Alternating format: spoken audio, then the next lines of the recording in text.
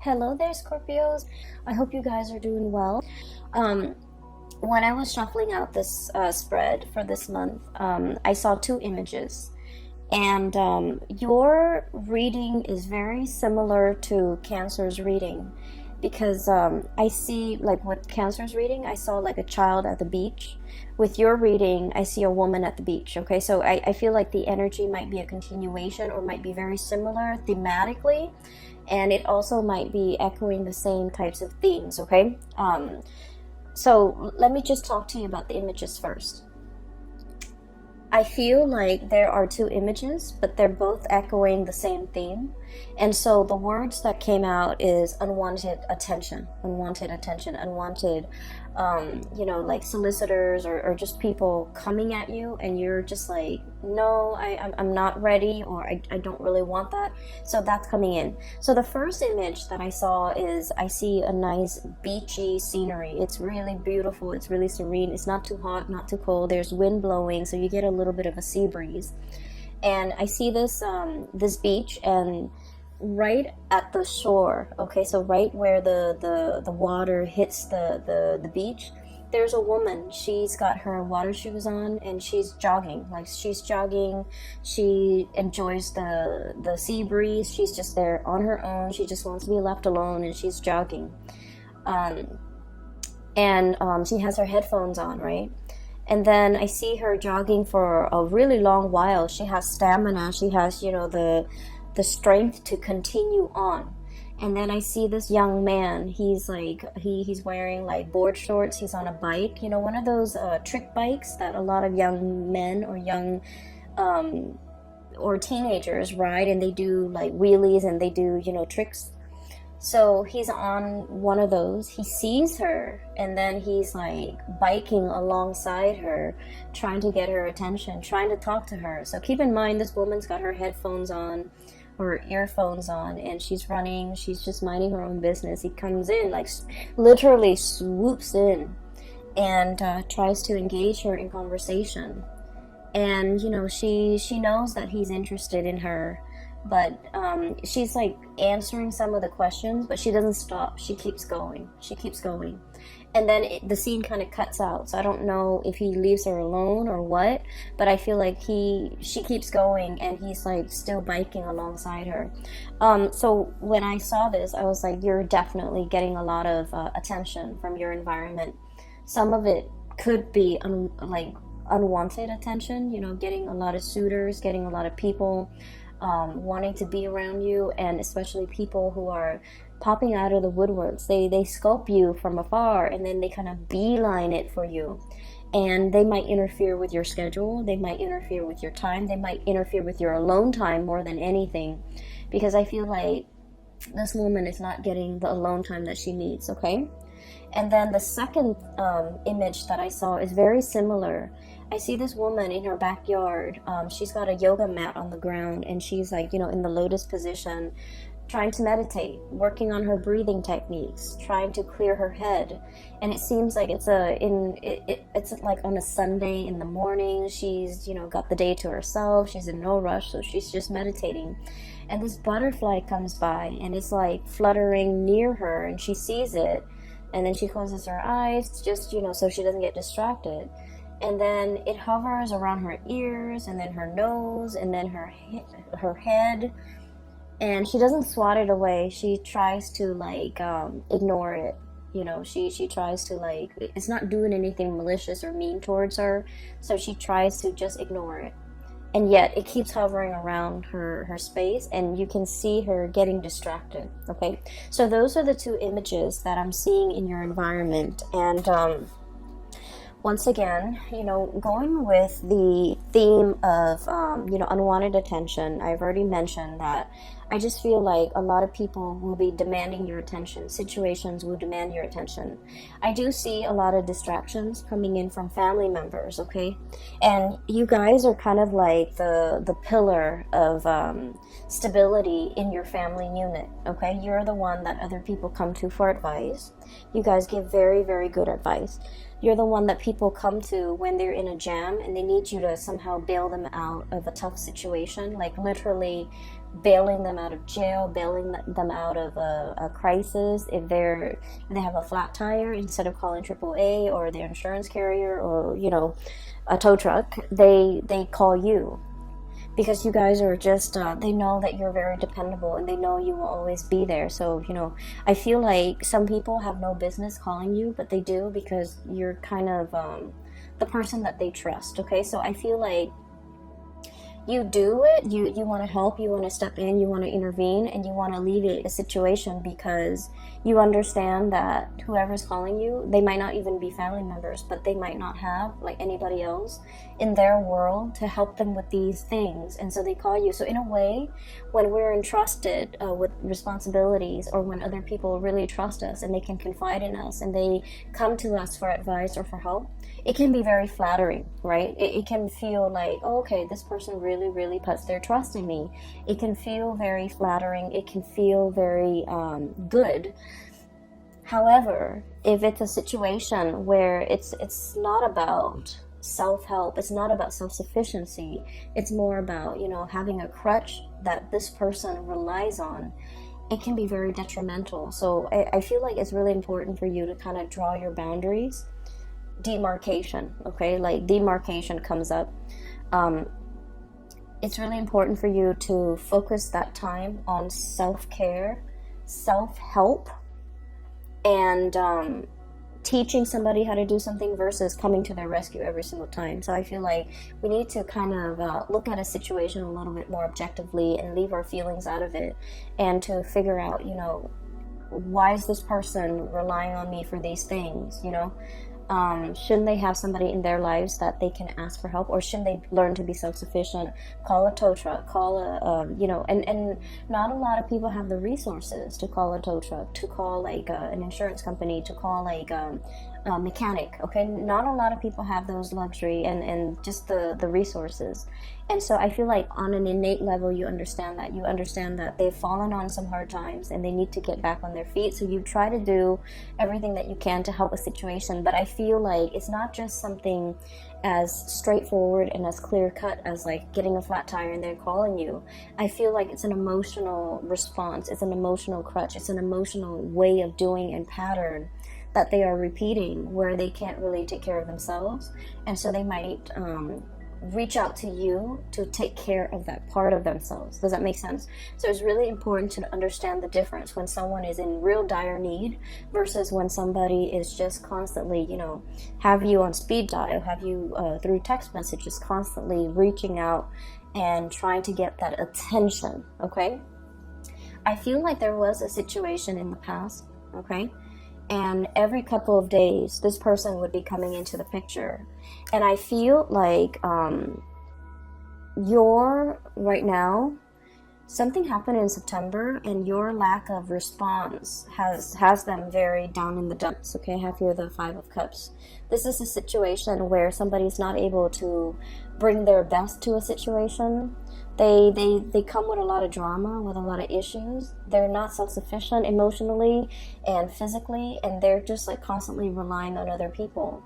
And the game gets old, okay? This whole concept about, you know, woe is me, it gets old. And then many people from in their lives, in their social circle, have called it quits. They just can't handle this codependency.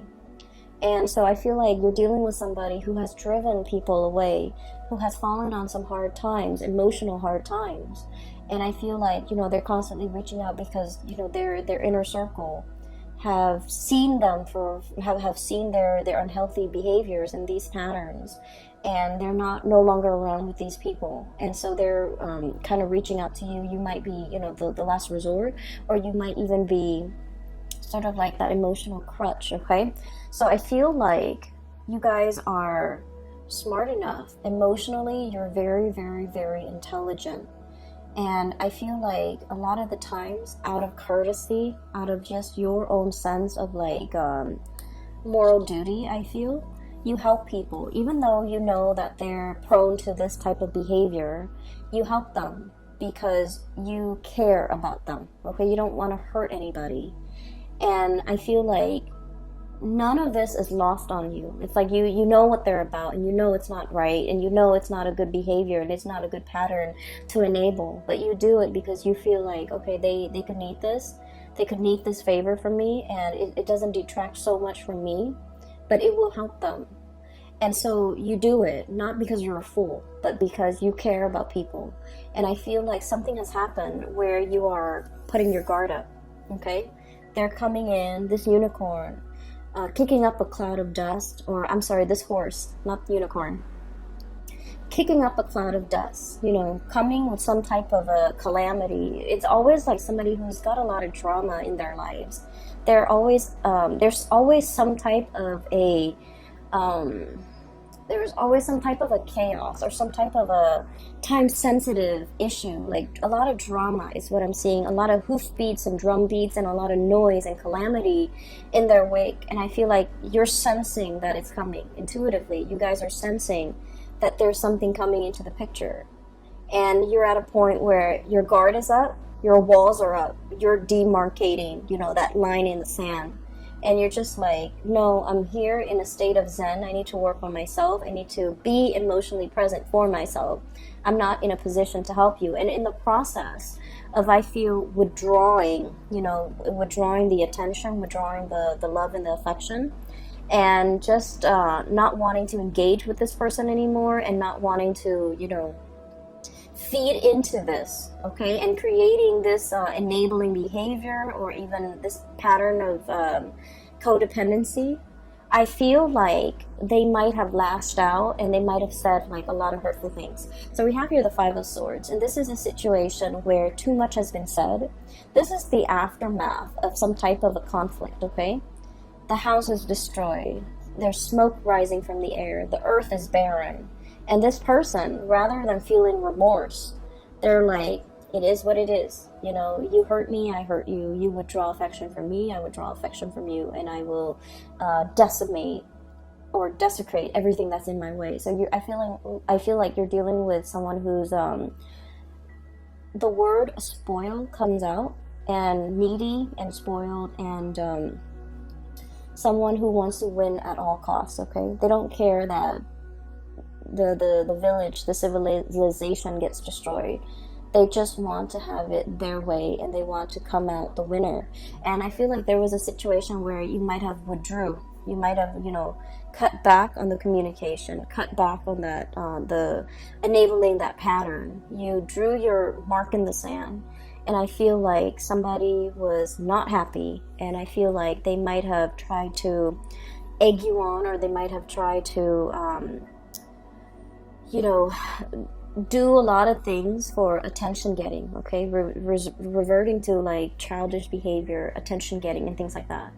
And I feel like this isn't somebody who is on the forefront of your world in the month of October, but you're going to hear bits and snippets about them. And I feel like it's going to make you, it's kind of like validation and proof that I'm so glad I withdrew. I'm so glad I'm no longer in it, and I'm so glad that person is no longer in my life. So you're getting some type of validation where your intuition was telling you all along to kind of like, you know, put an end to this, sever the situation, cut ties. And I felt like you cared about them. You don't want to hurt anybody. And so you kind of let it, you know, drag on. And then whenever you put a stop to it, you're getting immediate validation, especially for the month of October 2019, that it was the right thing to do. I did it at the right time, because, you know, they kind of spiral out of control.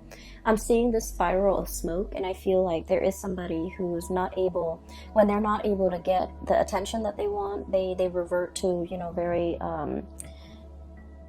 self-defeating behaviors, okay? On the flip side of this, I do feel like there is a situation here where you have people at your doorstep, people coming in, getting, getting like a host of invitation, receiving a host of invitation to do things, as well as getting people to come into your house, into your space, sharing space with somebody. And I'm also hearing the word like communion. both of these cards, these are wonderful cards. This is about, you know, family, solidarity, and people getting together. And this is about, you know, sharing toys, playing together, as well as sharing, like, you know, having that sense of communion and community with another person. I feel for many of you, this is a significant other that you might be dealing with. And I feel like this is somebody there where there's a lot of reciprocity. Okay, we have here the Ten of Pentacles, which is the apex, emotional groundedness and stability, financial abundance, as well as the Nine of Cups, which is a wish coming true, but also having that emotional abundance and emotional reciprocity with another person. Okay, so these are very positive cards, and these are cards that indicate to me that you might have left somebody else out in the cold in the past, and that person is no longer piercing through your bubble, is what I'm hearing. They're no longer affecting you on an emotional level. You've learned to detach emotionally, and you've learned to kind of like let them be self-sufficient, let them figure things out on their own, let them resolve issues on their own. And as a result of that, you've resurrected these walls in this bubble, and you're taking care of the people that really matter to you, where there's that equal sense of stability and reciprocity. You were dealing with a taker, Scorpios, someone who took from you. And I'm serious when I say, like, every time they come in, there's like some type of a calamity, some type of a situation that they put themselves in. And it could have been prevented, but it was just, you know, choices, decisions that they made to always put themselves into these dire circumstances. And so you had to remove yourself from that energy, and you had to, you know, focus on you and your relationships and the people that matter. And as a result of that, life has been very, very calm, okay? And I want to say as well, Scorpios and I feel like Scorpios, Aquarius, Aries, and Sagittarius in particular, you guys crave a little bit more of an excitement, okay? And that might be why a lot of the times you might see people who are not very compatible with you, because the opposition and the attraction is very, very strong. And I'm not just talking relationship partners. I mean, like, in all facets of your life, you crave a little bit of excitement. And so I feel like this was an exciting person that was, you know, coming at you with a lot of chaos all the time. And then over time, it ceased to be exciting. It became a burden. And I feel like you've laid down your burden the month of September, or maybe even before that. You're working on yourself, building up your emotional sense of self and then your financial stability, and things have been going really, really well for you. And I also feel like there's a lot in here, especially for those of you who have recently gotten out of a relationship. This is pretty much, you know, like the two images that I saw, people who are single, who are like, I'm not dating right now, I'm taking a break from dating, I'm working on myself. So there's a lot of like meditation, there's a lot of alone time that you want to spend with yourself. You want to get yourself physically active. You want to get yourself like in shape. You want to take care of yourself. It's not about just, you know, looking good. It's more about like being a whole person, healing yourself from the inside out, eating right, exercising, taking care of yourself, meditating. So taking care of yourself, mind, body, and soul. Okay, we have a recovery phase. We have this as a spiritual breakthrough, realizing areas that might be off kilter or might be off balance, and working on these things, doing a spiritual cleansing, doing a physical cleansing, and cleansing areas of your life that have been blocked. So if you feel like somebody's energy is negative, you're going to not engage with them. If you feel like someone's taking a lot of your time and you don't even have time for yourself, you're choosing not to engage in that way. You're learning to draw boundaries. So this is a lot about self-care, self-work, healing. And I feel like, you know, it doesn't have to be, oh, right after a breakup, then we go on a binge or whatever. This is just, you know, figuring out that I haven't had a lot of time for myself. I've been taking care of too many things. I need some downtime. I'm going to find some downtime. I'm going to make room and prioritize that. And I feel like for some of you, there might have been like some I'm seeing like food allergies. I'm seeing like issues when it comes to digestions as well, because this is really prone to overeating as well. Okay, so I feel like you might be doing a cleanse. You might be doing some type of a dietary change, and you're taking it one step at a time. Okay, so testing the waters, doing things in moderation, not doing things in excess. And I feel like this is all areas of your life. And so what I'm sensing as well is there's a situation here where you're very much focused on that, and vibrationally and spiritually you're on a very, very high level. You're aware of what you need to do, and you're aware of the behaviors from other people that have not been conducive for healing and for, you know, really spending time with yourself. And so you're on this path, on this journey here towards self-care. Learning to put yourself first, learning to, you know, understanding, I feel that just because we love somebody, it doesn't mean we want to enable bad behaviors. Okay, it's not about calling people out on it and being mean. It's just about detaching yourself from things that are not good for you and focusing on self-care. And when we are focused solely on self-care, we are ascending. And I feel like your vibration is really high, and a lot of people energetically, they feel that, and they do cling on to you. And that's why you're going to be getting a lot of unwanted attention from suitors, from people around you, from people that want to, you know, take up your time, that want to be in your company. And I feel like they might not do it in an appropriate way. I mean, if you look at that first image, right, she's got her earphones on. She doesn't want to have a conversation. She's at the beach, she's running. And the guy just keeps pestering her. Okay, so it's like, it's very inconsiderate, and it's like clueless, not being able to, he's not able to read the social cues.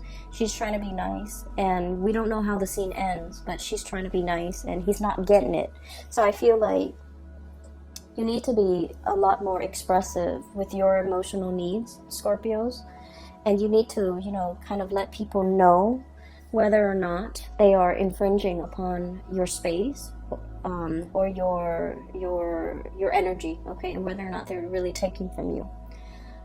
So that's like pretty much the first 6 cards, okay. What I do sense here is there's a situation. I feel like there's like an undertaking that is very, very big, okay. We have here the Temperance card, and this is a card about moderation, small steps, one foot in front of the other, and we keep walking, okay. So it's like doing something, and the Temperance card it's about holding back a little bit, doing things in a very methodical manner. And so what we're seeing is, you know, the angel pouring the water from the 2 cups, right, one cup into the other. It has to be done in a very meticulous manner, in the right time, in the right fashion, so that the water doesn't spill out. So there's something that requires a lot of calculation.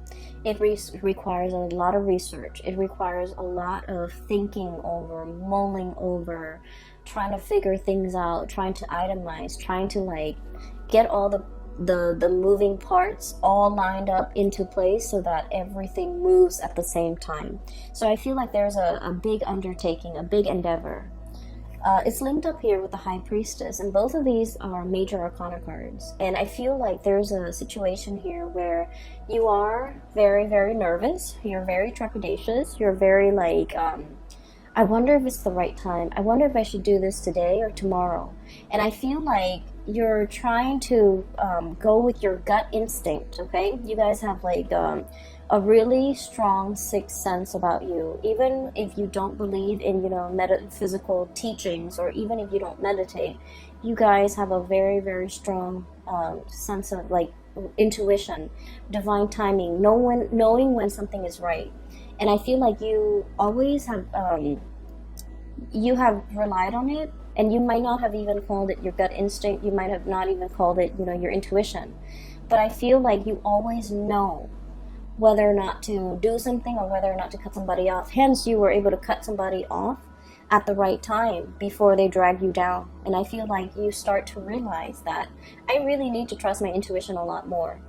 And I have a friend who is an Aries with a Scorpio rising, and she has told me that she always has like an inkling about people, about things, and every time she goes against her instinct, bad things happen.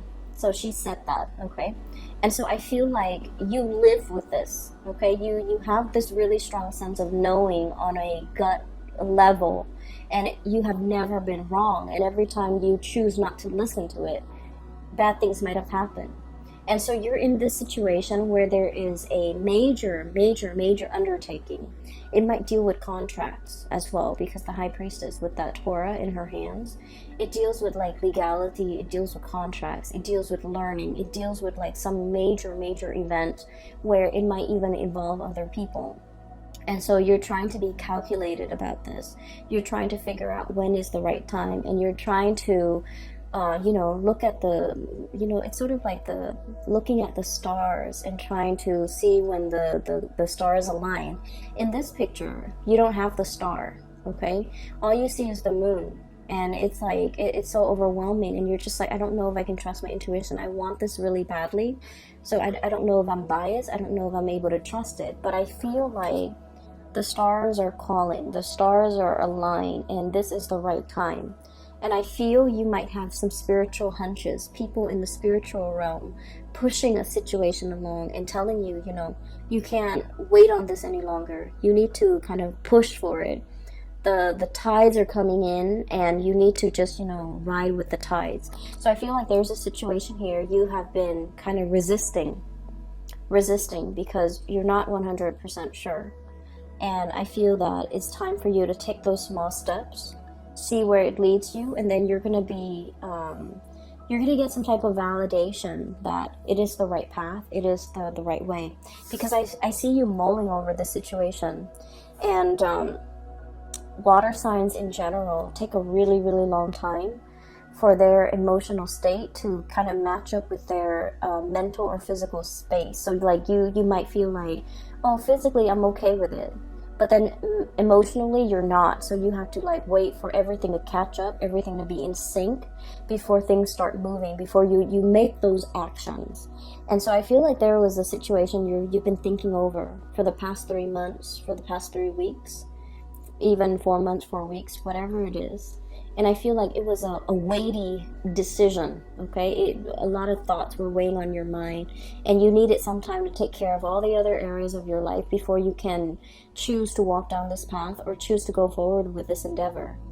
And you've been mulling it over, and I'm looking at these bugs, these insects here. It's almost like mothballs, where something is very stale and old and it hasn't been moved around, and it's collecting dust, and then the moths are coming in to eat like the dust and the mites and all of that. So I feel like it's a situation that has been stalled. It hasn't been worked at or dealt with, or a resolution has not been reached. And so it just lingers, it just stagnates. And so I feel like the universe is telling you, one step at a time, make the gesture, okay? Get some air, get out of the house, start moving.